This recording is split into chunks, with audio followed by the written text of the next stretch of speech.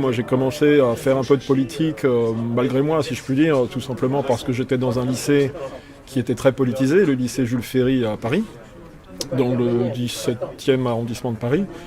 Et puis à l'époque, en 86-87, eh bien, ma foi, il n'y avait guère que des gens de gauche et d'extrême gauche. C'est-à-dire, c'était vraiment tout le panel de l'extrême gauche qui était représenté, que ce soit des staliniens, des trotskistes, de toute tendance, des anarchistes. Donc forcément, c'est là que j'ai commencé à faire de la politique, mais du mauvais côté. Voilà. Donc, si mes souvenirs sont bons, j'étais plutôt fasciné par la personnalité de Trotsky à ce moment-là, mais voilà, j'étais vraiment le goy non formé politiquement. Donc ensuite, ça a tourné à l'université, c'était pareil. Hein, quand je me suis inscrit à la fac de Créteil, j'étais vraiment encore dans cette perspective cosmopolite.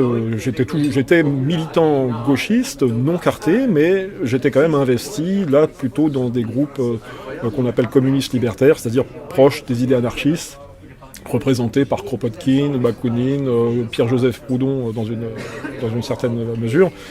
Donc j'étais l'extrême gauche, mais je l'ai expliqué tout ça dans un ou deux articles, que c'est vraiment à partir de 91-92 que j'ai changé d'optique. D'abord parce que je faisais de la sécurité à ce moment-là, je bossais le dimanche, j'écoutais Radio Courtoisie. Malgré cela, malgré le fait que je pouvais écouter Radio Courtoisie toutes les semaines, si tu veux, je restais d'extrême gauche. Donc c'est un peu curieux, d'extrême gauche en écoutant les émissions culturelles de Radio Courtoisie, ça paraît paradoxal. Mais c'est vraiment le déclic, c'est vraiment en lisant la presse nationaliste. Parce que moi je voulais voir pourquoi je ressentais une rage chez les militants d'extrême droite qui écrivaient partout sur les murs « Le Pen vite, immigration, invasion », je sentais une rage, je sentais quelque chose. Et je voulais surtout savoir quel était ce personnage de Jean-Marie Le Pen qui était aussi décrié, aussi diabolisé, qu'on considérait vraiment comme une bête sortie de sa caverne, quoi. Et donc j'ai voulu en savoir plus par moi-même. J'ai acheté le journal Présent un jour dans un kiosque à journaux, dans le 20e arrondissement de Paris, et je sais que je n'avais pas été convaincu. C'était une période où il y avait une grève des ouvriers de l'imprimerie. Et le journal Présent avait titré que c'était le syndicat qui faisait la pluie et le beau temps dans ce domaine. Pour moi, c'était le grand patronat qui dirigeait, c'était pas les syndicats. J'avais pas du tout été convaincu. C'est en achetant National Hebdo la semaine suivante, parce que tu vois, je voulais vraiment savoir ce qu'il en était. Hein. Et je peux t'affirmer que quand je suis allé chez le boutiquier en demandant National Hebdo, j'étais pas fier. Je baissais la tête, je voulais pas comprendre. Pour moi, c'était vraiment une honte d'acheter un truc d'extrême droite. Mais ça m'a permis de comprendre des choses que je voyais nulle part ailleurs, et notamment, un, sur l'immigration, et deux, sur le problème sioniste, comme on dit. Et là, j'ai appris que telle et telle personnalité appartenait à une petite communauté dont tout le monde parlait, mais dont personne ne comprenait le problème, en tout cas à gauche. Le déclic, en fait, tu vois, tu me demandes de remonter au point de départ, j'y ai repensé récemment. Le déclic, c'était une manifestation de gauche. Alors, ne me demande pas laquelle, ça devait être dans les années 80... 91, 92. Évidemment, comme à chaque fois, à la fin du cortège, à la fin de la manif, il y a des heurts avec les flics. On est en face de CRS, ne me demande pas où, je ne sais pas. Mais il y a des CRS face à nous, il y a les militants gauchistes qui sont là, et il y a aussi déjà des racailles de banlieue. Et je crois que j'interpelle un de ces mecs-là, enfin on est amené à se parler, on se côtoie, et je me rends compte que ce type, un noir, un Africain, un Congoïde, comme dirait Henri de Lesquen, qui est fringué avec des survêtements de marque, Adidas, tout ça. Et je me rends compte que j'ai strictement rien à faire avec lui, quoi. Lui, ce qu'il veut, c'est consommer, c'est avoir du fric, c'est vivre bien dans cette société. Il veut pas changer la société. Pourquoi il conne contre les CRS ? On ne sait pas. Peut-être pour un bon moment de plaisir. Enfin, tu vois, ça vole vraiment très bas. Et là, je me rends compte que j'ai rien à faire avec ces gens-là et qu'en fait, le projet de société que nous, anarchistes, on propose, finalement, l'ouverture des frontières, ça correspond à quoi ? Ça aboutit à quoi ? Ça aboutit à une société à l'américaine où il y a plein d'immigrés qui viennent de tous les horizons et qui sont phagocytés par cette société de consommation. Il y a aussi évidemment en arrière-fond l'égalité sociale. Évidemment, en arrière-fond, c'est plutôt ce qu'il y a au premier plan, l'égalité sociale.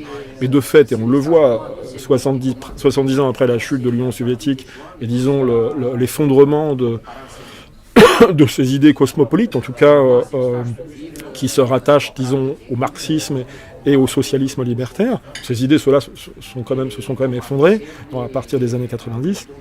On se rend compte qu'en arrière-fond, il y a surtout l'ouverture des frontières. Parce que c'est ce que j'ai écrit dans un article, toutes ces banlieues rouges qu'il y avait dans les années 50, 60, 70, aujourd'hui ce sont des banlieues africaines. Les Français sont partis, il reste des immigrés essentiellement. Est-ce que la condition des salariés et des ouvriers français a changé après 70 ans de communisme ? Je ne crois pas, non, je crois que ça s'est plutôt empiré, tu vois.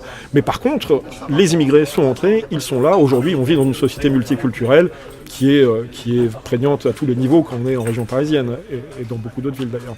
Donc, si tu veux, le point de départ, pour vraiment remonter au point de départ, c'est quand même l'immigration qui m'a posé un problème. Et dans la lettre de rupture que j'envoie à l'organisation communiste libertaire que j'ai conservée, je termine en disant « Vive la Pologne, messieurs », pour signifier que les nations existent. Les nations existent, elles sont là, et ça représente quelque chose avec quoi il faut compter, quoi. Et pourtant, tu vois, il y avait la guerre en Serbie à ce moment-là, ou qui est venue un petit peu après, à partir de 91, et je me souviens très bien que je m'étais fait la réflexion, la guerre en Serbie entre Croates et Serbes, c'était une guerre de beauf. Et je crois que j'avais dit ça à quelqu'un, c'est une guerre de beauf. C'est-à-dire que pour moi, c'était une question d'identité. Et la question d'identité, quand tu es communiste libertaire ou marxiste, ça n'a aucun intérêt. L'identité n'existe pas. Nous sommes tous des hommes, nous sommes tous des frères. Les identités n'existent pas. Et le fait que des deux armées puissent se confronter simplement pour une question d'identité, alors qu'eux-mêmes en plus parlent une langue qui est quasiment identique, écrivent une langue identique, sauf qu'il y en a qui écrivent en cyrillique, les Serbes et les autres en écriture latine, ça me paraissait vraiment aberrant, quoi, de se battre juste pour une question d'identité, se battre pour une question de couleur de peau, pour une question de religion. Quand tu es gauchiste, c'est nul, quoi. Tu comprends pas ça en fait, alors que c'est ce qui fait l'histoire. Mais quand tu es gauchiste, tu comprends pas l'histoire, parce que tu raisonnes avec un logiciel qui est sorti en fait de la cervelle d'un mec, essentiellement Karl Marx, qui nous a fait une conception du monde qui ne correspondait strictement à rien, mais il y a eu une telle publicité, il y avait aussi la personnalité de Karl Marx et des gens qui l'ont suivi, qui ont été tels que des centaines de millions d'individus, en Occident principalement, mais même aussi dans les pays arabes et même partout dans le monde, qui ont été pris par le marxisme, dans le grand sillage du marxisme, et qui pendant des décennies ont cru que l'histoire de l'humanité, c'était l'histoire de la lutte des classes. Alors qu'en fait, tout nous démontre l'inverse. Quand il y a une guerre entre Croates et Serbes, ou entre Turcs et Kurdes, comme c'est le cas aujourd'hui, c'est pas une question de lutte de classe, c'est pas une question de pouvoir d'achat, c'est pas une question de prime panier repas, tu vois. C'est juste une question d'identité. Et quand tu es communiste, tu comprends rien à ça, tu passes à côté de tout. Voilà, donc moi mon travail, disons, depuis que je suis sorti de cette ornière, c'est d'essayer de faire comprendre à ces gens-là, qui sont restés dans l'ornière, cosmopolite, que l'histoire de l'humanité, c'est pas ça, c'est autre chose. Donc, il peut y avoir des choses intéressantes dans le marxisme. Je dis pas le contraire. Enfin, moi, je le pense pas foncièrement, si tu veux. Il y a toujours des choses intéressantes à prendre partout. Mais foncièrement, si tu veux comprendre le monde dans lequel on vit, il faut se départir de la grille de lecture marxiste. Là-dessus, je suis en décalage avec certaines personnes. Voilà. Si on a envie de rester dans cette grille de lecture, on peut aussi considérer que dans l'humanité, ma foi, eh bien, il y a une classe de travailleurs, que ce soit des salariés du tertiaire ou du secondaire, dans l'industrie. Bon, maintenant, c'est essentiellement dans les pays asiatiques. Ou même les paysans. Je veux dire, un paysan pauvre comme moi, mes grands-parents pouvaient l'être au fin fond de la Bretagne, c'était pas des bourgeois, c'était des paysans on peut considérer que tout ça, ce sont le prolétariat mondial, et qu'il y a une super classe, ou une hyper classe mondiale, comme le dit Jacques Attali, au-dessus de tout ça, sur le plan international, à l'échelle planétaire, par-delà les frontières, qui effectivement dirigent le monde. On peut aussi considérer les choses de cette manière. Là, effectivement, on peut peut-être dire, est-ce que c'est une grille de lecture marxiste de voir les choses comme ça ? Ça correspond à une réalité. Mais le fait est, c'est que, tu vois, ceux qui votent pour des idées patriotiques, que ce soit en France ou ailleurs, c'est essentiellement le petit peuple. C'est pas le bourgeois qui vote pour les idées. Et donc c'est exactement l'inverse de ce que disait Karl Marx et de ce qu'ont pu dire d'autres marxistes ou d'autres trotskistes. Contrairement à ce que c'est Jean Jaurès qui disait qu'un ouvrier finalement n'avait rien d'autre que le patriotisme. Enfin, il me semble, peut-être que je me trompe.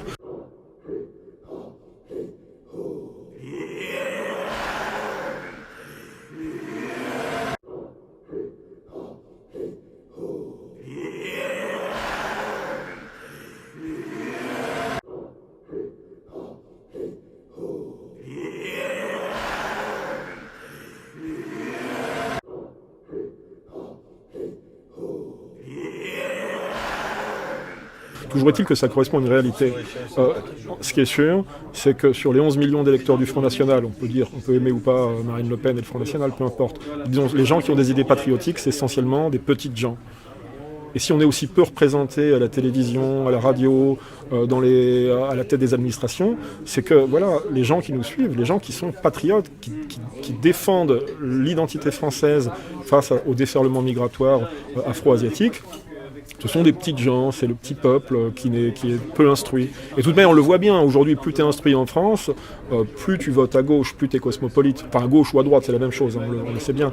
Mais donc, voilà, moi, quelque part, je défends aussi le petit peuple contre cette oligarchie financière et culturelle. Bah, évidemment non, mais je pense qu'en 1870, on n'est pas dans ce patriotisme républicain. En 1914, là tu as raison, je pense qu'il y a une bonne partie du patriotisme français qui vient de ces valeurs qui ont été inculquées par la République française. C'est-à-dire, la République française doit apporter ses lumières à l'ensemble de l'humanité, y compris aux Germains qui sont mal dégrossis, et qu'on traite de tous les noms, pas seulement dans les manuels scolaires, mais aussi par tous les politiciens français de l'époque, de droite. Et là, c'est la gauche qui représente, à mon avis, la raison plutôt à cette époque. Clémenceau était-il un mec de gauche, mais tu vois ce que je veux dire. Donc, mais effectivement, à ce moment-là, je pense qu'une partie du patriotisme français nous vient de ces valeurs républicaines. Il y a la revanche sur l'Empire germanique, c'est une chose, mais aussi la volonté de briser les empires en Europe. L'Empire d'Autriche-Hongrie, la monarchie austro-hongroise, l'Empire prussien, le tsarisme et l'Empire ottoman. C'est-à-dire que c'est une guerre politique déjà.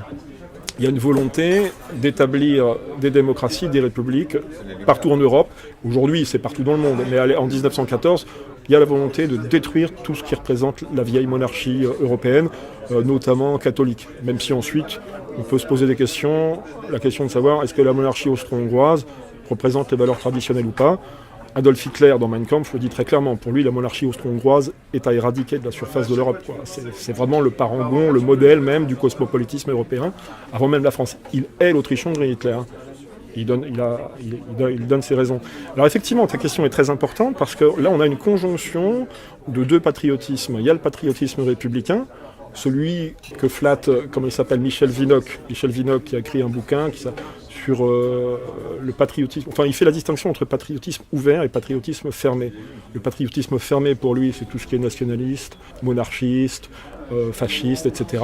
Fermé, sectaire, intolérant. Et le patriotisme ouvert, c'est-à-dire ouvert à toutes les races, toutes les religions, et la volonté d'établir des républiques partout dans le monde. Donc voilà, ça c'est sa distinction à lui. Moi je rentre pas du tout dans ce jeu-là, qui est le jeu en fait que joue et que favorise aujourd'hui les sionistes, c'est-à-dire imposer la démocratie partout dans le monde et justifier les bombardements en Syrie, en Irak, en Iran. Ils aimeraient bien faire une guerre contre l'Iran, les bombardements, enfin voilà, partout, essentiellement dans les pays musulmans aujourd'hui, mais pas uniquement, puisqu'ils ont été quand même à l'origine de la guerre contre la Serbie, qui n'est pas un pays musulman, c'est-à-dire imposer des démocraties sous le prétexte que ce sont des dictatures, ils sont dirigés par des dictateurs, et que pour le bien de l'humanité, il faut y remplacer ces régimes par des démocraties de type parlementaire occidental.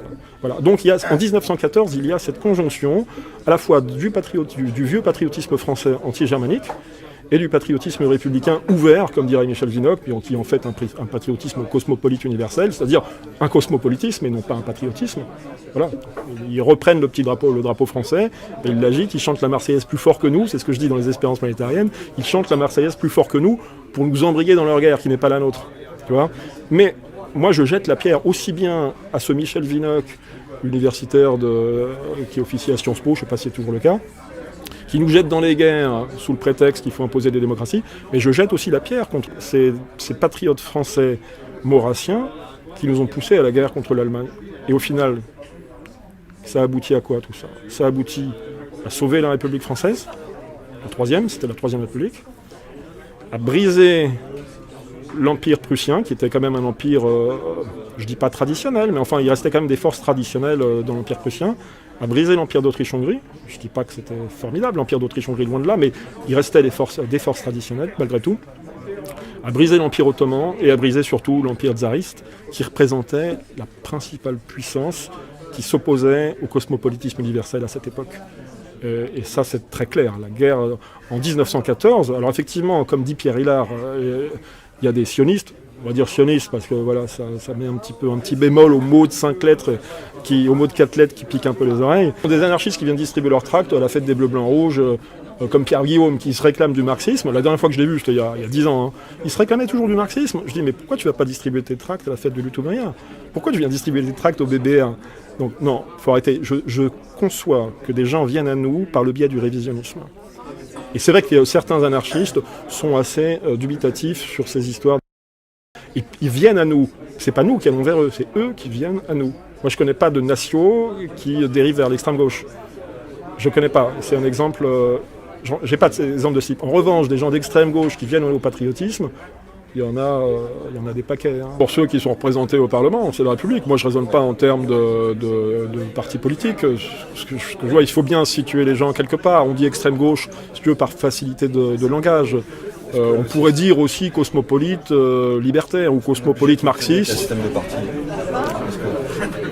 Non, je ne crois pas, mais enfin les gens ont besoin de se regrouper pour mieux faire passer un message. Donc de toute manière, il y aura des partis, il y a toujours des groupements. La question est de savoir, est-ce qu'on reste en démocratie parlementaire, c'est-à-dire avec une représentativité parlementaire qui aujourd'hui, enfin en l'occurrence, ça ne représente plus grand-chose, puisqu'il y a des millions d'électeurs, qui ne vont plus voter, et quand ils votent, je passe pour les électeurs du Front National, ne sont pas représentés, ou très peu de manière ridicule, à l'Assemblée nationale et au Sénat. Donc ça reste encore autre chose. Patriotisme est probablement plus toléré dans les pays anglo-saxons aujourd'hui qu'en France ou a fortiori qu'en Allemagne. Les Allemands, effectivement, subissent depuis la fin de la guerre vraiment des bombardements idéologiques et culturels qui sont phénoménaux, plus qu'en France même, je crois. Hein. Mais moi, je regarde le résultat, je regarde à quoi on aboutit. Est-ce que la société américaine ou la société anglaise aujourd'hui est plus traditionnelle que la société française ? Il y a des gens qui sont allés à Londres récemment qui m'ont dit que sur le plan démographique, Londres ressemble à une ville du tiers-monde. Et puis aujourd'hui dirigée par un maire musulman. Nous, on n'en est pas encore là. Tu vois ce que je veux dire ? Le processus de pourrissement est de manière plus avancée, quasiment plus avancée en Angleterre qu'en France. Regarde la Belgique. Va à Bruxelles. C'est une monarchie, mais le processus de décomposition de la société traditionnelle est plus avancé en Hollande et en Belgique qu'en France. Ceci dit, quand tu es à Paris, c'est déjà pas mal avancé, mais on n'est pas encore au stade final. Hein. Quand tu es gauchiste, tu adores toutes les cultures du monde, mais la tienne, elle te dégoûte. Voilà, ça paraît incroyable. Vraiment, c'est un univers à part, c'est un logiciel à part, et tu ne vois pas certaines choses. Moi, je me souviens parfaitement avoir été dans un bus aux alentours de la porte de Montreuil, le bus Petite Ceinture. Le bus était bondé de Noirs et d'Arabes. Et je me sentais bien, parce que pour moi, c'était la fin du capitalisme. Et je me souviens même, et ça avec plusieurs années de retard, que dans ce bus, sur la porte, il y avait un autocollant Le Pen vite, ouvrez les yeux, avec des yeux bleus, tu vois, et ça ne me touchait pas. J'étais tellement dégénéré, tellement pourri par des idées cosmopolites que je ne voyais rien de tout ça. C'est seulement après que je me suis dit, mais comment ça, à la fin du capitalisme, parce qu'il n'y a plus de blancs ? Non, non seulement le capitalisme est toujours là et toujours plus puissant, par contre, les hommes blancs ont disparu. Et finalement, tu vois que derrière ces beaux sentiments, ces belles idées d'ouverture des frontières, il y a une haine féroce de l'homme blanc, du chrétien, de l'occidental, et surtout de l'homme, pas de la femme. Hein. Regarde sur les affiches que tu peux voir dans la rue, les affiches publicitaires, derrière les vitrines des magasins de fringues. C'est une femme blanche, un homme de couleur. L'homme blanc, il est quasiment systématiquement évincé. Comme si c'était lui la bête, le chien à battre. Surtout l'homme blanc d'âge mûr qui représente le danger, quoi. Alors si en plus il est cultivé, et si en plus il comprend la question sioniste, judéo-sioniste, voilà, c'est l'homme à abattre. Voilà. Donc moi je me positionne, je dirais pas classiquement d'extrême droite, parce que le terme d'extrême droite englobe tellement de gens différents. Et moi, je me positionne, c'est ce que je disais à Fred tout à l'heure, on ne s'éloigne pas du noyau dur. Et pour moi, le noyau dur, c'est d'abord l'homme blanc. Ça ne m'empêche pas de parler avec des Noirs et des Arabes. J'étais au Théâtre de la Main d'Or il y a un mois et la semaine dernière. Je parle avec des Arabes. Alors, monsieur Rissen, très bien ce que vous faites, super, en arabe. Hein. Mais alors, vous avez dit que vous étiez contre l'islamisation contre contre l'islam en France. Je dis oui, je suis hostile à la présence de l'islam en France. Puis je lui dis, mais je parle avec lui gentiment, normalement. L'islam a sa place de Casablanca jusqu'à Jakarta, ça fait déjà 15 000 km. On n'a aucune raison, si tu veux, d'habiter dans un pays musulman en plus, que ce soit en France, en Angleterre ou en Belgique. Donc moi je parle avec tout le monde, je suis même tout à fait disposé à parler avec des juifs, que ce soit avec Goldnadel, Zemmour, des juifs d'extrême droite ou même des juifs d'extrême gauche. Simplement, c'est eux qui ne veulent pas parler avec nous. Parce que nous, on sait qui ils sont, on sait ce qu'ils font, on connaît leur manière d'agir. Mais Céline le dit dans Bagatelle pour un massacre, il a vécu en Afrique, lui, puisqu'il était militaire pour le compte de la SDN, je crois, dans les années 20. Il le dit très bien, très clairement, les Noirs en Afrique, mais ils sont magnifiques, ils sont adorables. Mais le problème, en fait, il n'est même pas là. Le problème, c'est que les Noirs, les étrangers sont souvent très sympas. C'est malheureux, non, alors je vais me faire traiter d'islamophile encore, tu vas voir. Mais le fait est là, c'est que moi je connais un peintre qui vend ses peintures dans la rue. Et le mec il est proche de nous, proche de nos idées, il vend ses peintures dans la rue. Donc il aborde les gens dans la rue. Il me dit, les blancs sont souvent plus désagréables. Alors moi je regarde toujours pourquoi, j'essaie de savoir pourquoi. Pourquoi est-ce qu'on est plus désagréable? Et c'est vrai que moi je peux te dire que quand je suis en voiture, à un feu rouge, que ce soit porte de Bagnolet, porte d'Asnières ou porte d'Auteuil, et qu'il y a un Zigane qui fait la manche, Zigane ou pas d'ailleurs, qui fait la manche, il a juste à me voir pour savoir que c'est même pas la peine de venir vers moi. Tu vois ce que je veux dire? Tu vois, il le sait que c'est même pas la peine de venir me voir parce que je suis un facho, quoi, il le voit. Donc je suis nationaliste, dit facho c'est le terme générique pour dire t'es l'extrême droite, on parle pas avec toi. Mais ce que je veux dire c'est que pourquoi on est comme ça? Parce qu'on voit qu'on est envahi et qu'on est impuissant, on est incapable de réagir concrètement à cette invasion. Ça fait 30 ans qu'on croit au Front National et 30 ans qu'on se casse les dents à chaque élection, tu vois. On en a marre, on en a ras le cul, on a envie de taper, on a envie de cogner, on a même envie de tuer. Et tous les gens autour de nous ont envie de prendre des armes, c'est clair. Et les renseignements généraux, des séries, là, ils le savent très bien, on en a ras-le-bol, quoi. Et quand ensuite, dans le métro, t'as un mec qui fait la manche, tu te dis non, là où le gauchiste, lui, quand j'étais gauchiste, je me souviens très bien que ostensiblement, il y avait un black, un noir, un congoïde, comme dirait Lesquin, j'aime bien ce terme, qui vient jouer de la gratte dans le métro. Ostensiblement, j'ai vidé mon porte-monnaie dans sa main. Pour dire, je suis avec toi, je suis pour le cosmopolitisme, je suis pour les immigrés, tu vois.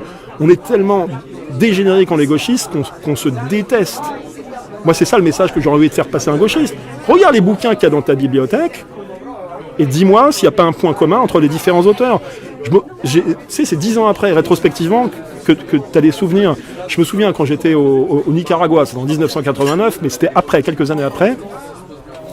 Et je m'étais rendu compte que j'avais une préférence pour les livres dont les auteurs avaient un nom bizarre. Si c'était Goldenblum, Schapierstein ou Sarfati, je me disais, tiens, c'est bien, c'est pas une consonance française. Mais si c'était Jean-Claude Dupont-Durand, ça sent le facho, ça déjà, tu vois. C'est-à-dire qu'on a été inculqué, on a été lobotomisé, quoi. Vraiment, il y a eu un lavage de cerveau quand t'es gauchiste, ce qui fait que instinctivement, tu détestes ta famille, ton lignage, tes parents, ton pays, ta patrie, ta religion et ta race. Donc, regarde, j'allais donner, quand j'habitais Place de la Réunion dans le 20e arrondissement, j'étais allé donner un paquet de fringues, de vieux fringues, avec des vestes en cuir, au mec qui occupait la place de Réunion et l'église qui avait à côté. Je sais plus c'était quelle église, Saint-Bernard, j'en sais rien, enfin bref. Mais j'allais donner en priorité mes vêtements aux Africains. Ils étaient, je m'en souviens très bien, j'étais gauchiste, ils s'étaient jetés sur les fringues. Tu crois qu'il y aurait eu un remerciement? Rien. Parce qu'ils sont tellement habitués à ce qu'on leur donne tout, qu'ils nous considèrent comme des couillons, quoi. Si un jour, il y a un décret gouvernemental qui retire les aides sociales aux immigrés, ne serait-ce qu'aux immigrés clandestins, tu vois, ou aux immigrés en France seulement depuis 2 ans, par exemple, il y aura des émeutes. Parce qu'à partir du moment où tu donnes quelque chose à quelqu'un gratuitement, et qu'au bout d'un moment tu lui retires, le mec il va te haïr et il ne te remerciera pas pour tout le bien que tu lui as fait pendant 2 ans. Il va te haïr parce que tu lui retires ce qu'il estime être son dû. Alors qu'en fait, rien ne leur est dû. Et je peux t'affirmer que ça, tu vois, ça m'est resté en mémoire. Là, je te parle de 25 ans après. Hein. Je leur donne des fringues, tu crois que j'aurais eu un remerciement? Rien. Et c'est tous ces petits trucs s'accumulant, comme le noir, le congoïde dont je te parlais à la manifestation, avec son sport, on s'était un peu engueulé, parce que moi j'avais un discours politique et lui il avait un discours de racaille, quoi. Et c'est ces petits faits-là qui font que tu me demandais comment se fait-il que je suis devenu ce que je suis? Bah, ça s'accumule, et au bout d'un moment, le Français, il comprend qu'il se fait baiser la gueule. Il commence par voter Front National, et s'il est pas trop con, s'il est un peu instruit, il arrive à nous. Alors il passe souvent par Soral et Dieudonné d'abord, et là, publiquement, je le dis clairement, hein, Dieudonné et Soral ont fait un boulot magnifique. Il y a beaucoup de points sur lesquels on n'est pas d'accord, sur le racisme, sur la conception de l'identité française. Moi, je suis raciste, racialiste, Soral ne l'est pas, Dieudonné, évidemment, encore moins. Alors, par ma mère, je suis lié de manière éternelle à la Bretagne. Merde, quand même. Mais je vais te dire un truc, moi je suis pas comme certains militants qui, à la moindre petite divergence idéologique, vont se mettre à te détester et à t'insulter, parce qu'ils sont pas d'accord sur tel point de la doctrine. Moi, ce que je vois, c'est le résultat, l'efficacité. Je raisonne en termes d'efficacité. Si tu me demandes quel est mon Dieu, moi, mon Dieu, c'est efficacité. Je suis désolé pour les chrétiens, j'espère qu'ils ne vont pas m'en vouloir pour ça, parce que tu sais, le moindre petit truc, que ce soit des chrétiens, des musulmans, je veux dire, quand tu es dans un milieu militant, si t'es pas entièrement, tu souscris pas entièrement au programme, c'est que tu es un traître. Moi, ce que je veux dire, c'est que Dieudonné, même si aujourd'hui, il te disait, j'emmerde les Français, j'emmerde les Blancs, moi, je suis Camerounais, je vais retourner au Cameroun avec tout le pognon que je me suis fait sur bande d'enculé, même s'il disait ça, je lui cracherai jamais dessus, parce que pendant 10 ans, il a fait un super travail, il s'en est pris plein la gueule. Bon, il a fait un peu le dos rond après 2014, ça peut se comprendre. Moi, personnellement, c'est pas ma manière de faire. Mais même s'il disait que les Blancs étaient des cons, je vous emmerde, je me barre au Cameroun avec tout mon fric, je lui cracherai pas dessus à Dieudonné. Mais de toute façon, je m'en fous. Je m'en vais. La France de Zemmour m'a excommunié. Celle de BHL, de Finkielkraut, d'Hanouna.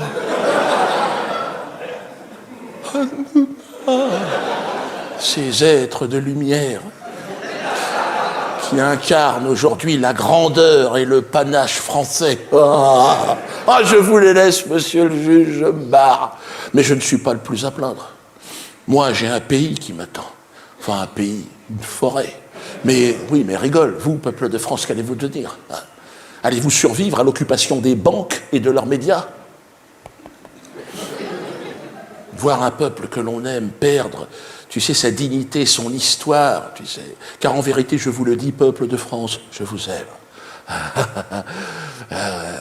France, pays extraordinaire, culture extraordinaire, chantre du raffinement, de l'élégance. Et vous voilà devenu aujourd'hui la dernière des putes de parking sur l'autoroute de la décadence américaine. Faut bien qu'un bon boula vous le dise. Ça part en couille, votre histoire. Et je cracherai jamais sur Soral parce qu'ils ont fait un boulot remarquable et que ça fait 10 ans que je vois dans le milieu nationaliste des militants purs et durs, des vrais nationalistes. À chaque fois, je leur pose la question, comment t'es arrivé à nous ? Dieudonné d'abord, Soral ensuite, et puis tout naturellement, ils arrivent au milieu nationaliste. Enfin, en tout cas, pour partie, si tu veux. Mais ce que je veux dire, c'est qu'il faut faire aussi preuve un peu de tolérance, quoi. C'est pas parce qu'on n'est pas d'accord sur un point qu'on doit forcément s'insulter et créer son parti pour faire pièce à l'association où tu étais. Tu vois, un mec, je veux même pas citer son nom à ce chien, il a trahi Soral Dieudonné, ensuite il s'était passé pour un facho, et ensuite il vient nous cracher dessus, il s'acoquine avec des sionistes. Putain, en l'espace de 2 ans, il est passé de Dieudonné au militantisme pro-sioniste, quoi. Tu vois, faut arrêter. Non, mais c'est pas la peine. Non, mais c'est pas la peine de parler. C'est pas la peine de parler de ça. C'est pas la peine de parler de ça. Oui, voilà. Mais c'est une question de mentalité. C'est une question aussi de personnalité. Moi, ce que je regarde, je te répète, je regarde l'efficacité. Même si t'es pas d'accord avec moi, si tu contribues à amoindrir, à effriter la puissance de notre ennemi, de ce que j'estime être notre ennemi principal, même si tu n'es pas d'accord avec moi sur 10 points, je dirais pas mal, continue. Tu vois ce que je veux dire ? Regarde comment raisonnent nos ennemis. Ils ont un ennemi principal. Enfin, nos ennemis, en l'occurrence, il n'y a pas que. Je veux dire, tous les francs-maçons, les démocrates, que ce soit Manuel Valls. Il n'est pas juif, Manuel Valls. Bon, il est éternellement lié à Israël, on le sait, mais il n'est pas juif. Macron, il n'est pas juif. Macron, il est éternellement lié à Israël, lui aussi, mais sans être juif d'une autre manière. Et ce que je veux dire, c'est qu'ils ont un ennemi principal sur le plan géostratégique, géopolitique, c'est clair, c'est l'Iran. Ils veulent casser l'Iran. Ça fait déjà dès 2006, dès qu'Ahmadinejad est passé au pouvoir, Kouchner nous disait, nous le rabâchait sur toutes les ondes, briser le régime iranien qui lui menace d'avoir la bombe nucléaire. Je veux dire, Saddam Hussein, il avait des super armes chimiques, bactériologiques, tout ce que tu veux, c'était la 4e puissance mondiale, c'était le nouvel Hitler, puis au final, c'était rien du tout, il fallait juste casser l'Irak pour protéger Israël. Là, il faut casser l'Iran pour protéger Israël. Il fallait casser la Syrie pour protéger Israël, casser le régime de Kadhafi pour protéger Israël. Mais eux, ils disent pas ça comme ça. Comme disait Elie Wiesel sur le plateau de Thierry Ardisson, non, il faut détruire Saddam Hussein, non pas pour Israël, mais pour la paix dans le monde. C'est toujours leur manière de détruire, de t'enverlificoter, de circonvenir, tu vois. La paix dans le monde. Non, dis les choses clairement, c'est pour protéger Israël. Tu veux nous embraguer contre le Hezbollah? Pour protéger Israël. Arrête de dire que c'est pour protéger les Français. Arrête de dire que nous, les sionistes, nous sommes le fer de lance de l'Occident au Proche-Orient. Faut arrêter de dire des conneries, quoi. Moi, c'est ça qui m'ulcère, quoi. C'est de voir des patriotes sincères qui viennent nous dire que, quand même, les Juifs au Proche-Orient, ils nous protègent, ils nous montrent l'exemple, une bonne politique sécuritaire. Mais j'ai envie de leur dire, mais ça fait 50 ans que quand vous allez au cinéma, vous prenez des films dans la gueule favorisant l'immigration, le métissage, la tolérance, l'homosexualité, vous regardez les noms de ces réalisateurs, vous vous rendez compte que ce sont des juifs, il faut le dire clairement, et malgré ça, vous considérez qu'ils sont formidables parce que contre les Palestiniens au Proche-Orient, ils ont une politique sécuritaire. Même chez les antisionistes de gauche, tu vois, j'ai lu un bouquin de Georges Corme qui est visiblement proche des antisionistes de gauche, Mélenchon et compagnie. Ce qu'il écrit sur les juifs, t'as l'impression que c'est un juif qui l'écrit. Je pense pas que Georges Corme soit juif, hein. C'est un universitaire libanais, mais visiblement il a été phagocyté par la doctrine marxiste depuis longtemps. Et ce qu'il dit sur les juifs, c'est de la phraséologie juive, hein. C'est-à-dire théorie du bouc émissaire, persécuté on ne sait pas pourquoi, le régime nazi c'était épouvantable, etc. Mais antisioniste. Enfin, tu vois ce que je veux dire? Antisioniste. C'est bien beau l'antisionisme, mais moi ce que je regarde c'est l'intérêt des Français et des Blancs ici en France d'abord. Donc l'antisionisme c'est autre chose, c'est la question palestinienne au Proche-Orient. Donc j'ai plutôt de la sympathie pour les Palestiniens, certes, mais est-ce que les Palestiniens ont de la sympathie pour les patriotes français qui se battent en France? Une partie, oui. Mais quand je vois les défilés de Mélenchon et de Besancenot, bon, Besancenot, c'est un has-been maintenant, hein, mais quand je vois ces antisionistes-là, tu crois qu'ils ont de la sympathie pour nous? Pas du tout. Pourquoi est-ce que j'aurais de la sympathie pour eux? Un mec comme Georges Corme, tu vois, je lis son bouquin, j'ai pas de sympathie pour lui. Quand il y a quelques années, la librairie d'extrême gauche antisioniste dans le 17e arrondissement avait été fracassée par des mecs de la LDJ ou du Bétard, si tu veux, ça me laisse indifférent, je m'en fous, ces gens-là n'ont pas de sympathie pour nous, ils nous considèrent comme des fachos atroces, des fachos horribles, on n'est pas dans le même milieu, tu vois ce que je veux dire? Moi je suis pas antisioniste, je suis, pour parler par euphémisme, je suis judéo-sceptique, c'est-à-dire que je doute que le peuple juif soit le peuple élu de Dieu, je pense que ça tombe pas encore sous le coup de la loi, en tout cas je me permets de le dire. Voilà. Oui, c'était au procès de Kémy Séba, ça devait être en 2006, et il y avait un type un petit juif qui suivait le procès, et moi je discute avec lui de manière naturelle, hein, moi j'ai aucun problème. Hein. Mais les deux seules fois où j'ai ensuite... Alors j'ai jamais été insulté, menacé, hein, jamais. Ils ont quand même conscience que je représente quelque chose, et que sur le plan intellectuel, ça serait une défaite pour eux de me casser la gueule physiquement. Ils peuvent le faire. Hein. Une fois j'ai eu un problème avec eux, au métro Villiers, dans le 17e arrondissement, je distribuais la brochure Israël et la traite des Blanches. Il y avait un reliquat, un stock restant. Et avec deux mecs, je distribuais la brochure. Et là, très rapidement, ils nous sont tombés dessus. Deux mecs avec des casques, avec un scooter. Comme dit Dieudonné, c'est toujours à deux. Mais c'était pas par derrière, c'était par devant. Et comme nous, on était trois, je m'étais dit, bon, ils sont deux, on est trois, même s'ils sont costauds avec un casque. Sauf que je me suis rendu compte sur le tard qu'on n'était plus trois, mais que j'étais tout seul. Donc, mais ils auraient pu me faire beaucoup de mal, ils ne l'ont pas fait. Tu vois, donc, mais pas de menaces, hein, jamais de menaces. Les seuls qui m'ont menacé, c'était des gauchistes, anarchistes, quand je me foutais de leur gueule sur Internet, sur un article, concernant un article sur l'antifascisme. Donc ça les avait un peu blessés. Mais non, jamais de menaces. Ils t'ignorent, quoi. Ils font comme si tu n'existais pas. Par contre, si, sur le plan judiciaire, ils t'ignorent pas. Ils te traitent devant les tribunaux. Hein, ça.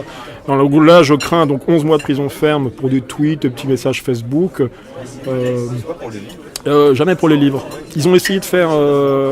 la LICRA demandait l'interdiction de mon livre sur les escrocs, les milliards d'Israël, donc 2014, Madoff, les grandes escroqueries, la taxe carbone... les escroqueries de la bourse en ligne, enfin, les escroqueries en général. 400 pages, 320, 330 pages. Donc nous demandons l'interdiction et la destruction du livre. Bon, alors il y a eu un référé et j'ai gagné le procès, mais en référé. C'est en référé, c'est pas devant un tribunal, c'est dans un bureau d'un petit juge qui prend une décision. Donc il a considéré qu'il fallait peut-être pas pousser les mémés dans les orties, comme on dit. et qu'il fallait pas pousser le bouchon trop loin. Donc ils ont perdu leur procès. Mais ils m'ont fait condamner à 2 mois de prison ferme pour la couverture. Pour la couverture de livre. Donc, des détails sur des tweets.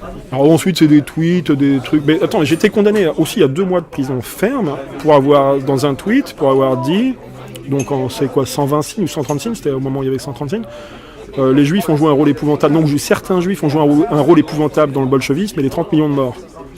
Alors je sais pas si j'ai dit les juifs ou certains juifs, et pour eux ça fait une différence. Tu vois, tu peux dire les Français ont gagné la bataille d'Austerlitz.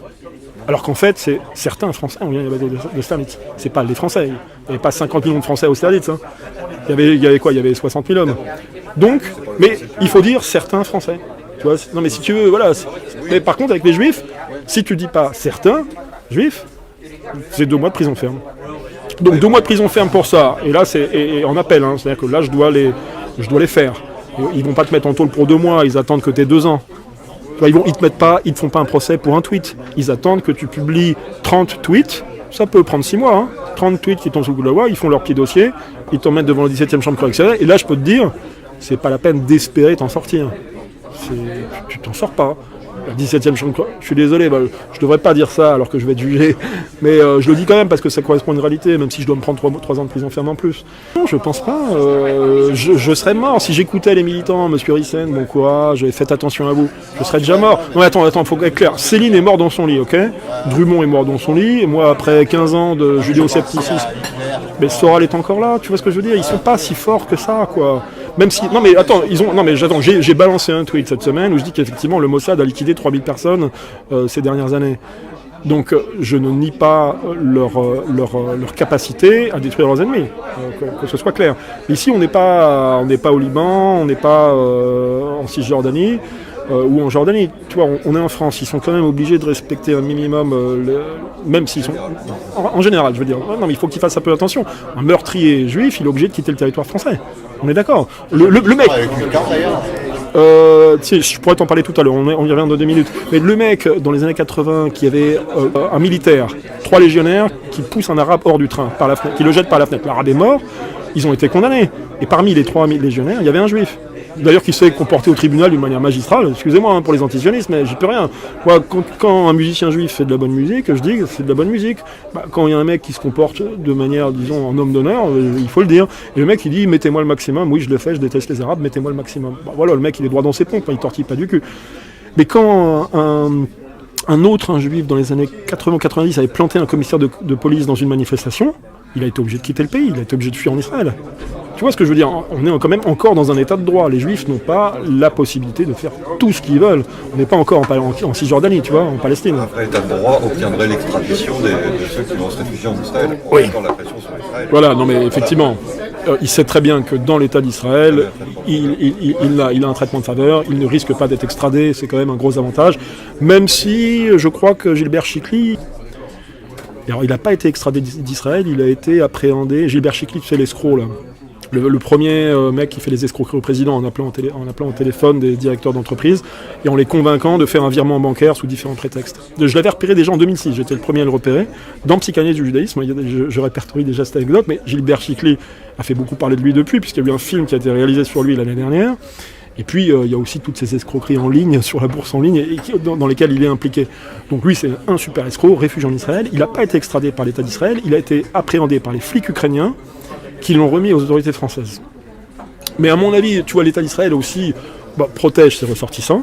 Alors, les super pro-sionistes de F de souche pourraient applaudir des deux mains. Voilà, ils protègent leurs ressortissants, formidable. Sauf que leurs ressortissants nous détestent.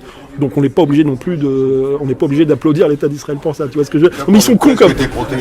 Est-ce que ils sont vraiment. C'est vraiment le goy, les goys cons comme les manches. Non, moi je me sens pas protégé par l'État français. Et c'est pour ça que je me tue à le dire que notre ennemi, c'est la République française. C'est pas des talibans en Afghanistan, des djihadistes en Syrie ou en Irak, ou des mollahs en Iran. Notre ennemi, nous, patriotes français, nous sommes persécutés par la République française. Voilà, c'est clair. Qui me jette la pierre là-dessus ? La désignation de l'ennemi, c'est fondamental. Regarde. Tout simplement. Quand tu as la guerre en Ukraine en 2014, révolution ukrainienne, place Maïdan, etc. Les super sionistes à la George Soros, Bernard-Henri Lévy et les financiers qu'il peut y avoir derrière. Pour qui ils prennent position ? Pour les nazis ukrainiens, parce qu'il y a quand même pas mal de nazis en Ukraine qui sont foncièrement antisémites, on est d'accord. Ou pour Poutine et la Russie. Pour qui ils prennent position ? Ils prennent parti pour les nazis ukrainiens. Pourquoi ? Parce qu'ils ont défini l'ennemi prioritaire. Ils considèrent que Poutine, même si c'est pas un nazi, même s'il peut avoir certaines accointances, certaines relations avec des juifs hassidiques, représente quand même leur pire ennemi, un ennemi beaucoup plus important que les nationalistes ukrainiens, dans leur manière de voir le monde. Poutine, c'est pas 30 000 militants qui jettent des pierres ou avec quelques flingues, quelques fusils. Poutine, c'est une armée de, 3 millions d'hommes et 10 000 têtes nucléaires. Donc pour le mondialisme occidental, il représente une force qu'il faut contenir, voire même si possible détruire. Les nazis ukrainiens, c'est quoi, 30 000 hommes, 30 000 mecs, même pas, qu'est-ce que je dis, 30 000 mecs, ils représentent rien. Sur le plan électoral, ils étaient à 1 ou 2%. Alors certes, ils sont antisémites, certes, ils détestent les Russes, mais ça peut se comprendre quand on est ukrainien. Moi, regarde, je suis en train de lire le bouquin de Lucien Cerise. Alors Lucien Cerise, je l'ai un petit peu alpagué parce qu'il disait du bien de Staline, tu me parlais de Staline tout à l'heure, mais son bouquin est pas mal, sauf, sur le Troisième Reich, sur Hitler, il divague, comme Pierre Hillard, je suis désolé Pierre, parce que Pierre Hillard considère que Hitler est un avatar du sabbatéo-franquisme. Je veux dire, ça va quoi. Moi ces théories là j'en ai un peu soupé. Et Lucien Cerise tombe un peu dans cette ornière en disant qu'il y a une alliance objective entre les sionistes et le Troisième Reich. C'est la même idéologie, raciste, etc. Putain, faut arrêter de dire des conneries les mecs. Ceci dit, Pierre Hillard, Pierre Hillard est un mec sérieux qui fait un travail sérieux. Et Lucien Cerise, moi je suis en train de lire son bouquin sur l'Euromaïdan là. Il écrit en très bon français, c'est très lisible, c'est très bien. Mais sur Hitler, alors je connais pas, j'ai rien contre Lucien Cerise, je l'ai jamais rencontré. Mais sur Hitler, le Troisième Reich, c'est comme Pierre Hillard. Putain, arrêtez de dégueuler sur Hitler. On a 3 films par semaine depuis 50 ans dans lesquels on dit du mal d'Adolf Hitler, on le fait passer pour un salaud ou une ordure. On a des documentaires à foison pour dire du mal du Troisième Reich et des nazis. C'est pas la peine d'en rajouter, les mecs, vous n'êtes pas obligés. Qu'est-ce que vous espérez ? Vous espérez quoi, être diffusé dans les FNAC ? Je constate simplement que si disons que le judaïsme mondial a choisi le camp ukrainien, c'est qu'il considère que Poutine représente la menace la plus importante. En Iran, c'est très clair. Pour Daesh, par exemple, ils ont soutenu Daesh. C'est évident que les ont soutenu Daesh au début, en 2011-2012. Mais c'est clair, il n'y a pas de complot. C'est simplement leur intérêt. Leur principal ennemi dans la région, c'est l'Iran, donc on soutient les ennemis de l'Iran, Daesh. Ensuite, quand ça va trop loin et qu'ils se rendent compte qu'ils ont fabriqué un golem ou un Frankenstein, là, ils reconsidèrent le truc. Puis voilà, mais l'important, c'est de définir l'ennemi. En 1914, c'est clair, l'ennemi, c'est la Russie tsariste. En 1917, c'est clair, l'ennemi, c'est l'Empire du Kaiser. En 1940, c'est clair, l'ennemi, c'est le Troisième Reich. En 2016, l'ennemi, pour eux, c'est l'Iran, c'est le Hezbollah, c'est l'arc chiite, c'est évident. Maintenant, je suis dans un univers qui est effectivement très différent de celui du judaïsme et du sionisme. Je ne pense pas qu'il y ait de lien à faire entre les racistes sionistes et les racistes occidentaux. Nous avons des intérêts qui sont divergents. Alors vous pouvez me trouver tous les terroristes musulmans que vous voulez, leur faire exploser toutes les bombes que vous voulez dans Paris, ça ne me retirera pas l'idée que mon ennemi, mon adversaire, comme dirait l'autre, c'est la finance internationale, mais c'est surtout la société multiculturelle et l'immigration de masse que la République française nous impose. Donc, mon ennemi, c'est la République française, c'est pas le taliban, le japonais, le chinois ou je ne sais quoi. C'est la République française, et tant qu'on sera en République, je n'aurai de cesse de le dire que ces gens-là, et il n'y a pas que des juifs, loin de là, tous ces francs-maçons, des protestants, des catholiques. Le problème, tu vois, il y a des gens qui ont fait une dichotomie, je pense à Alain de Benoît en l'occurrence, qui dans les années 80 publie des bouquins, lui se positionne clairement anti-chrétien, nietzschéen, anti-chrétien, il considère que le christianisme est délétère en ce sens qu'il est cosmopolite, que n'importe qui peut être chrétien.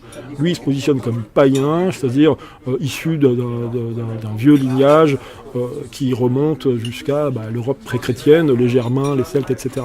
Ok, c'est très bien, mais il fait, si tu veux, une césure, là où, à mon avis, qu'il n'y a pas lieu d'être, qui n'existe pas vraiment, quoi. Moi, ce que je vois, c'est qu'il y a des gens courageux, des gens pas courageux. Les gens pas courageux, les bourgeois, tu les retrouves aussi bien chez les païens aujourd'hui, comme Jean-Yves Le Gallou, Philippe Millot de TV Liberté, toute cette mouvance qui ne parle jamais du mondialisme, et qui sont finalement assez proches de certains catholiques, comme... alors, je les connais pas, mais... Thieulois, les Dominique Paoli de Radio Courtoisie, toute cette mouvance-là qui sont catholiques et qui ne parlent jamais du mondialisme. Tous ces gens-là critiquent essentiellement l'islam, de manière un peu plus annexe l'immigration, mais ne parle jamais de race blanche, ne parle jamais de sionisme, et surtout pas de judaïsme. Donc ils sont païens, ils sont cathos. Moi je fais pas de distinction. Il y a des gens qui ont du courage et des gens qui n'en ont pas. Il y a des gens qui enfoncent le clou, qui enfoncent un coin dans le système de pensée occidental, et contribuent à enfoncer le coin. Dieudonné en fait partie, Soral en fait partie, et avec toutes les divergences qui me différencient de Soral et Dieudonné, ce que je vois, c'est qu'au moins, eux, ils ont une certaine forme de courage et de fermeté intellectuelle. Là où d'autres pensent, je sais qu'autour de Le Gallou, il y a des gens qui pensent comme nous. Hein. Moi, je m'étais un peu foutu de leur gueule sur Twitter, je disais, parce qu'il y a beaucoup d'admirateurs du Troisième Reich. Oui, je le dis clairement, il y a des admirateurs du Troisième Reich autour de Jean-Yves Le Gallou.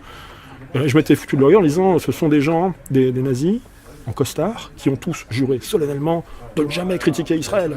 Tu vois ce que je veux dire? Ils sont nazis, ils critiquent jamais Israël. Alors, c'est quoi être nazi?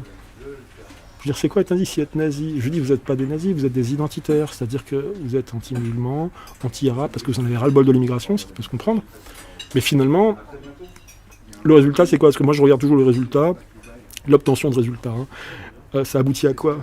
Vous allez vous engager dans l'armée, faire la guerre en Afghanistan, ou en Syrie contre Daesh, ou en Iran contre les mollahs.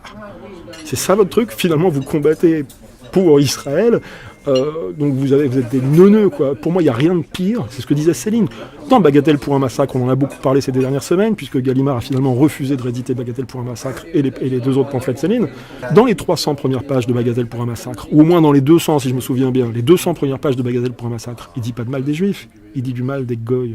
Il dit, vous êtes trop cons, vous êtes nuls, on vous baise la gueule, vous êtes là, on vous prend par le bout du nez, c'est lui l'ennemi, allez, va te battre du con, va te battre contre l'ennemi. Écoute, moi j'aime pas tellement les êtres humains, mais je trouve que l'humanité est belle, et je pense, enfin, pardonnez-moi, moi je suis un peu raciste, enfin même en fait complètement, d'ailleurs pour paraphraser Léon Daudet, je suis tellement raciste que parfois j'en perds le souffle. Et moi je trouve que l'homme blanc tire l'humanité vers le haut. Voilà. Et je te dis, je peux dire ça à un noir, un arabe, ça me pose aucun problème, parce que moi j'aime ce que je suis, et j'aime mes compatriotes, et j'aime les gens qui sont comme moi. Mais ça veut pas dire que au fond de son désert, un arabe peut pas être pareil, peut pas avoir une belle âme. Ça veut pas dire qu'au fond de sa forêt, un hindou en Inde, un indien en Inde peut pas avoir une belle âme. Moi, regarde, moi j'ai traversé toute l'Europe centrale avec un sac à dos. J'avais un budget à l'époque de 3 € par jour. Je peux te dire que je dormais pas dans des hôtels de luxe. Hein. Il m'arrivait de dormir sur le bord des routes ou alors dans des hôtels.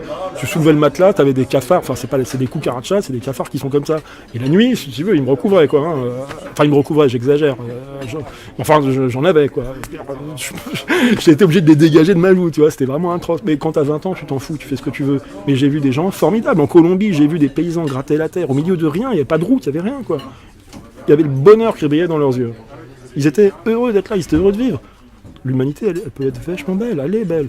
Mais il y a des gens qui rendent l'humanité moche. Et moi, c'est vrai que, alors, tu vois, si tu me dis, est-ce qu'il te reste des restes, des reliquats de ton passé gauchiste? Moi, j'aurais tendance à te dire, c'est tellement loin de moi, je suis dans un univers complètement différent, j'aurais tendance à te dire non, mais peut-être, en cherchant bien, je me dis, moi, je suis pacifiste, je déteste la guerre. Je veux dire, franchement, et surtout aujourd'hui, avec les fusils à lunettes, les bombes téléguidées derrière des drones. Le meilleur des combattants, le mec le plus courageux, il disparaît de la Terre sans savoir ce qui lui arrive. Et ces guerres aujourd'hui n'ont pas de raison. Moi je veux bien me battre, mais 14e siècle. Non mais 14e ou 15e siècle, guerre de 100 ans, sur un cheval ou même à pied, avec une hache et une épée, je veux bien me battre. C'est-à-dire que là, tu sais qu'il y a un mec en face de toi qui a la même hache que toi, la même épée que toi. Il y en a un des deux qui va mourir. Là, ok. Tu t'entraînes, tu fais ce qu'il faut. C'est la guerre des goy. Mais on a en face de nous des gens qui ne font pas la guerre comme ça. On a en face de nous des gens qui vont te culpabiliser, qui vont te mettre à genoux, qui vont te dire « Tes grands-parents, ce qu'ils ont fait contre ma famille, c'est atroce. Tes arrière-grands-parents, ce qu'ils ont fait en Afrique, c'est atroce. L'adversaire te culpabilise. Ce qu'ont fait tes parents en Algérie, c'était vraiment dégueulasse. Ce qu'ont fait tes grands-parents à Auschwitz, c'était vraiment dégueulasse. Ce qu'ont fait tes arrière-grands-parents en Afrique, ils ont pillé l'Afrique, c'était dégueulasse. Ce qu'ont fait tes arrière-grands-parents contre les Juifs avec l'Inquisition et les protestants, c'était vraiment dégueulasse. Ce qui fait que tu te mets à genoux et tu demandes pardon. Et comme dit Sun Tzu, dans l'art de la guerre, la meilleure bataille que tu puisses gagner, c'est la meilleure guerre que tu puisses gagner, c'est la guerre où tu n'as même pas eu besoin de livrer bataille. C'est-à-dire que tu as démoralisé ton adversaire de telle manière à ce qu'ils rendent les armes sans même se combattre. Il y a une scène, tu vois, dans le film de Luc Besson, Jeanne d'Arc, il y a une scène que j'aime bien, c'est que t'as les deux armées face à face, l'armée française, l'armée anglaise. Et Jeanne d'Arc, pour cette scène, je trouve que le film est magnifique, qui dit aux Anglais, j'ai déjà vu trop de sang versé, retournez d'où vous venez, je ne veux pas voir d'autres sang versé, mais si vous avancez, vous périrez. Et là, les Anglais se posent des questions et rebroussent chemin. Et c'est fondamental, ça, parce que c'est pas une guerre d'armure, de hache et d'épée, c'est une guerre de conviction. Si tu montres à ton ennemi qui va s'en prendre plein la gueule, et même si t'es tout petit, hein, et si tu le dis avec beaucoup de force, ton ennemi rebrousse chemin et part. Tu vois, moi, je suis pas du tout quelqu'un de physique, hein, mais je sais que... Et pourtant, en plus, j'étais de gauche. Et je suis plutôt quelqu'un de pacifique. Mais il était 23h le soir, il y avait une cabine téléphonique, il n'y avait pas de téléphone portable à cette époque. Le mec, il téléphone, il repasse un deuxième coup de fil. Moi, je me lève là, il faisait froid. J'étais dans un quartier, ça devait être dans le 11e ou dans le 20e arrondissement. C'était un colosse, le mec, je l'ai sorti de la cabine. Mais parce que j'étais ulcéré de voir qu'il voyait bien que j'attendais pour téléphoner. Et j'étais très nerveux, là. Voilà, et il est sorti de la cabine. Eh bien, il y a des gens qui sont tellement convaincus de ce qu'ils pensent. Tout de même, c'est clair que quand tu es très convaincu de ce que tu penses, tu propages ce que tu penses, tes certitudes, beaucoup plus facilement que quelqu'un qui n'est pas convaincu. Un bon vendeur, tout le monde le sait, un bon vendeur, il peut vendre n'importe quoi. Il est convaincu de son œuvre, de son art, il vend beaucoup plus facilement qu'un mec qui n'est pas convaincu, qui dit non, c'est de la peinture de merde, mais achète-le moi pour m'aider. Tu vois ce que je veux dire ? Donc, je reviens à ça parce que justement je te disais que les Blancs étaient souvent moins sympas que les étrangers dans Paris. Et lui il le constate aussi, que oui, les Blancs sont plus renfermés sur eux-mêmes, plus nerveux, moins ouverts. Mais dans le métro, tu prends le métro à Paris ou le bus, ceux qui rigolent, qui se marquent, qui sont heureux, c'est les Noirs. Hein. Pas forcément, déjà parce que c'est un peu leur nature de danser, enfin, c'est pas méchant ce que je dis, mais deux, ils ont tout qui leur tombe dans la bouche, ils ont les allocations familiales, tu crois qu'ils payent des loyers, mais quand t'habites dans une banlieue pourrie, tu payes pas ton loyer, tu payes pas l'électricité, tu payes rien. Ensuite t'as France Télécom qui vient de dire, Orange qui vient de dire que t'as le téléphone gratuit si tu veux, t'as le métro gratuit, je veux dire, ils ont tout pour être eux et ils se marrent. Ils dansent sur notre canal, ils voient que les Blancs, ils baissent les yeux, ils rasent les murs, donc ils en profitent, c'est normal. Moi, c'est vous que je remercie de m'avoir interrogé, et je vous souhaite qu'on aime l'humanité ou pas, il faut vivre longtemps, la vie est courte. La vie est courte, il faut faire ce qu'on a à faire dans la vie, quoi. Et, tu vois, le mot le plus fort qui a été prononcé par toute personnalité française depuis 30 ans, c'est Dieudonné qui l'a balancé il y a quelques années. La vie est courte. Ok ? Quand t'as 20 ans, t'en as rien à foutre de ça, hein. Comme disait Jacques Brel, à 30 ans commence le compte à rebours, après 40 ans, tu te rends compte que ça va de plus en plus vite et que ça se termine. Alors même si tu laisses une descendance, tout ça, moi je sais que j'ai envie de vivre. Je sais, non mais moi je te répète que j'aime pas l'humain. Non mais moi je suis pas forcément tellement humain, mais j'ai envie de vivre, j'aime la vie malgré tout, quoi. Même si je suis pas en extase devant tous les êtres humains, mais je m'intéresse à la nature humaine et puis on n'a qu'une vie. Je vais me mettre les cathos à dos et les musulmans qui croient à la vie après la mort. Non, j'espère qu'il y a une vie après la mort. Peut-être que c'est, j'en sais rien. Mais moi j'ai envie de, voilà, je veux profiter de la vie et surtout je veux que personne ne me reproche de ne pas avoir fait mon boulot. Je veux que personne ne me reproche de ne pas avoir fait mon travail, de ne pas m'être comporté comme on aurait pu aimer que je me comporte. Si je dois crever ce soir, je crève ce soir. Si tu me dis que là, il y a 200 Israéliens armés de fusils mitrailleurs qui vont me tuer quand je sors, si ça doit se terminer ce soir, ça se termine ce soir. Mais je ne me comporterai pas autrement que ce que le devoir m'impose. Ce que le devoir m'impose, tu vois. Ce que l'honneur m'impose. Voilà. Je termine là-dessus. Merci à vous, les gars.